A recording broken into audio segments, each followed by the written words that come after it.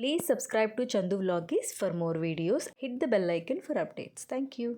Hi, welcome to Chandu Vloggies. thumbnail చూసే ఉంటారు కదా, హోమ్ మేడ్ హెయిర్ ఆయిల్. మంచి రూట్స్ నుంచి మంచిగా స్ట్రెంగ్త్నిచ్చే ఈ హెయిర్ ఆయిల్కి వాడే ప్రతి ఇంగ్రీడియంట్ గురించి నేను ఈరోజు ఎక్స్ప్లెయిన్ చేస్తాను. ఫస్ట్ మన హీరో ఇంగ్రీడియంట్ వచ్చి ఫ్లాక్ సీడ్స్. దీన్ని ఒక్క స్పూన్ వేస్తే చాలు. ఇంట్లో ఉండే ఒమేగా 3 ఫ్యాటీ యాసిడ్స్ మన స్కాల్ప్లో ఎక్కడైనా ఇన్ఫ్లమేషన్స్ ఏమైనా ఉన్నా సరే వాటిని రెడ్యూస్ చేస్తుంది. ఇంకా స్కిన్కి మొత్తం స్కాల్ప్కి మంచి నరిష్మెంట్ ఇస్తుంది. ఇంకా హెయిర్ కూడా మంచి స్మూత్గా అనిపిస్తుంది అనమాట. సో దీన్ని మిక్సీ పట్టేసి ఒక పౌడర్ వేసుకోవాలి. నెక్స్ట్ అన్నీ కూడా పౌడర్సే. ఫస్ట్ మన పౌడర్లోని త్రిఫలా అనమాట. త్రిఫలా దీంట్లో ఉండే 3 ఇంగ్రీడియంట్స్ అంటే ఉసిరి, తానికాయ, కరక్కాయ, ఇవి మెడిసిన్ వాల్యూస్ ఉంటాయి అన్నమాట ఇందులో. కాబట్టి ఇది ఖచ్చితంగా వేస్తే చాలా బాగుంటుంది. ఇది కూడా ఒక టేబుల్ స్పూన్ సరిపోతుంది. నెక్స్ట్ గుంటగలగరాకు అంటే బ్రింగ్రాజ్, మనకి షాప్లో అవైలబుల్ ఉంటుంది. ఇది కూడా ఒక టేబుల్ స్పూన్ వేస్తే సరిపోతుంది. బ్రింగ్రాజ్ స్ట్రెంగ్త్ ఇస్తుంది మన హెయిర్కి, ఇంకా కొత్త హెయిర్ గ్రోత్కి ప్రమోట్ చేస్తుంది. ఇంకా హెయిర్ కూడా స్ట్రాంగ్గా ఉండేలా చేస్తుంది. నెక్స్ట్ వచ్చి కరివేపాకు పౌడర్. జస్ట్ కరివేపాకుని ఎండలో ఎండబెట్టేసి దాన్ని మిక్సీ పట్టేస్తే పౌడర్ అయిపోతుంది. ఈ పౌడర్ని ఒక టేబుల్ స్పూన్ వేసుకోవాలి. కరివేపాకు గురించి నేను చెప్పక్కర్లేదు, అది హెయిర్కి చాలా బాగా యూజ్ అవుతుంది. నెక్స్ట్ మనకి కీ ఇంగ్రీడియంట్ వచ్చి ఆయిల్ అనమాట. మనం ఏ ఆయిల్ అయినా తీసుకోవచ్చు. నేను ఇక్కడ కోకోనట్ ఆయిల్ బేసిక్ తీసుకున్నాను క్యారియర్ ఆయిల్ కింద. కోకోనట్ ఆయిల్ ర్యాండమ్గా అందరికీ పడుతుంది హెయిర్కి, అంటే దానివల్ల ఎటువంటి సైడ్ ఎఫెక్ట్స్ ఉండవు. ఒకవేళ ఉండలేనట్టయితే దాన్ని మెయిన్ ఆయిల్ కింద వాడండి. అది 250 ml, అంటే ఇంకా ఎక్కువ కూడా తీసుకోవచ్చు.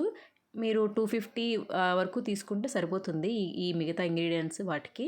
కోకోనట్ ఆయిల్ మన హెయిర్కి మంచి నరిష్మెంట్ ఉంటుంది. ఇంకా హెయిర్ గ్రోత్ కూడా బాగా హెల్ప్ చేస్తుంది.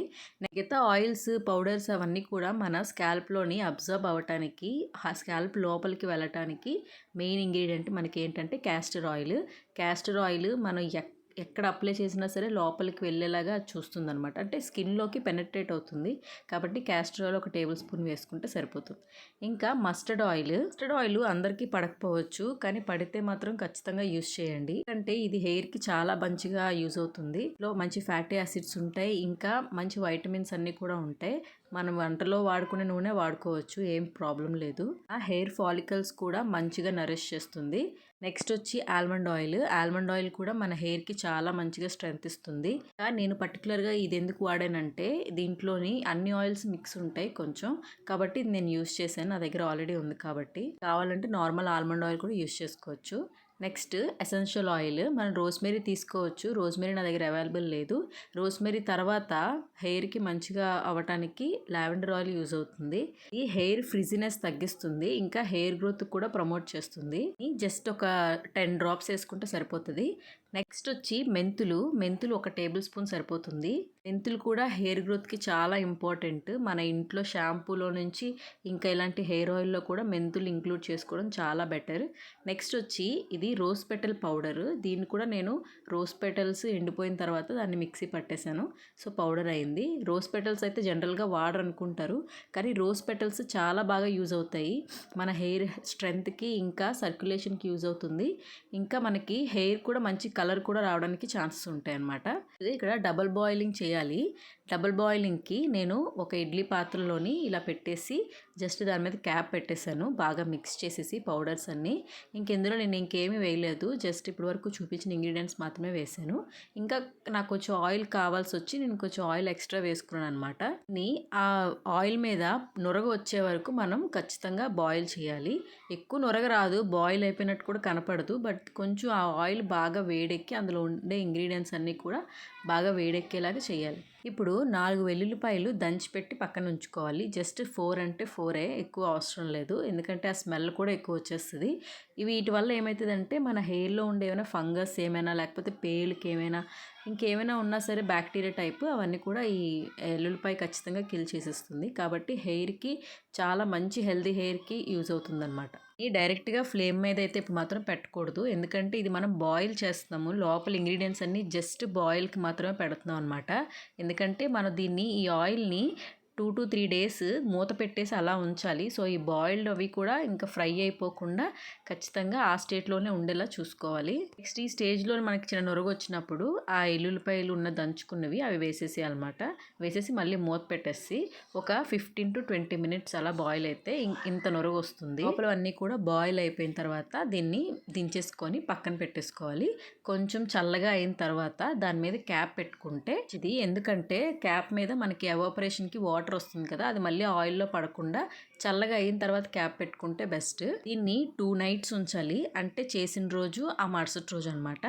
కానీ మధ్య మధ్యలోని తీసి బాగా కలుపుకుంటూ ఉండాలి, ఎందుకంటే లోపలివి కింద మీద అవుతాయి ఉంటాయి కదా. సో దానివల్ల ఏంటంటే మనకి ఆయిల్ పూర్తిగా అబ్జర్వ్ చేసుకునేడానికి అవకాశం ఉంటుంది. సో నేను ఇంకా వైటమిన్ ఈ ఆయిల్స్ లేకపోతే ఈ విటమిన్ ఏలు ఇవి ఏమి వేయలేదు, ఎందుకంటే మనం ఆల్రెడీ వేసిన ఇంగ్రీడియంట్స్లోనే విటమిన్స్ మినరల్స్ అన్నీ ఉంటాయి కాబట్టి ఎక్స్ట్రాగా మనం ఏం వేయక్కర్లేదు. 2 nights తర్వాత నెక్స్ట్ డే ఆఫ్టర్నూన్ దాన్ని డైరెక్ట్గా ఫ్లేమ్ మీద పెట్టేసి మరిగించడం మొదలుపెట్టాను. ఎందుకంటే వాటిలో ఉండే పౌడర్స్ ఇంకా వెల్లుల్లిపాయలు అన్నిటిని కూడా మనం ఫిల్టర్ చేసేస్తాము, అవేవి అందులో ఉంచము. మధ్య మధ్యలో కలుపుతూ ఉండాలి, లోపల లేకపోతే అడుగు పట్టేస్తుంది. కాబట్టి దగ్గర ఉండి దాన్ని మంచిగా మరగపెట్టండి. వేడివేడిగా ఉన్నప్పుడే మనం దాన్ని ఖచ్చితంగా వడకట్టేయాలి, లేకపోతే లోపల ఉండే పౌడర్స్ అవి కూడా ఆయిల్ అబ్జర్వ్ చేసుకొని మరి వేస్ట్ అయిపోతుంది మనకు కొంచెం ఆయిల్. కాబట్టి వేడిగా ఉన్నప్పుడే దాన్ని వడకట్టాలి.